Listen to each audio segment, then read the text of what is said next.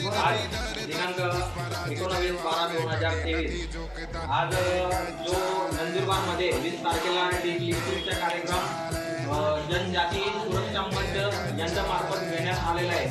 या कार्यक्रमांतर्गत असं आहे की जे आदिवासी धर्मांतरित झालेले आहेत त्यांना अनुसूचित जमातीमधून त्यांना वगळण्यासाठी त्यांनी पूर्ण भारतभर त्यांनी मोहीम आखलेली आहे।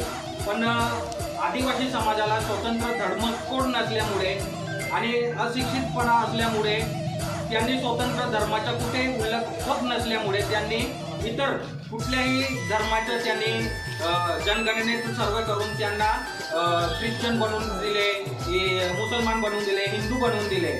मग याच्यात असं षडयंत्र केलं जाते की आदिवासी हे या भारत देशामधून संपुष्टात करण्याचे षडयंत्र केले जाते। म्हणून आज आमच्या भारतीय ट्रायबल टायगर सेना तसेच जय आदिवासी युवा शक्ती, बिरसा फायटर आणि आदिवासी समुदाया अंतर्गत आज निवेदन असं देण्यात आलं आहे की याच्यात म्हटलंय की आदिवासींना स्वतंत्र धर्मकोड द्या।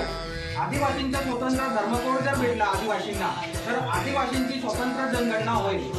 जनगणना जर झाली त्याच्यानंतर आदिवासींना जर आदिवासीत राहायचं असेल किंवा भारतीय संविधानानुसार त्यांना इतर धर्म जर स्वीकार वाटत असेल तर तेव्हा त्यांनी डिलिस्टिंग करावं किंवा तेव्हा तशी ती मागणी करावी। पहिलं आम्हाला स्वतंत्र धर्मकोड भेटेल म्हणून आज आम्ही सर्व अनुसूचित जमातीचे लोक एकत्र येऊन आम्ही धर्मकोडाची मागणी केली आणि जोपर्यंत आम्हाला स्वतंत्र धर्मकोड मिळत नाही तोपर्यंत आम्ही कुठल्याही डिलिस्टिंगच्या कार्यक्रम किंवा याला समर्थन देणार नाही आणि याला वारंवार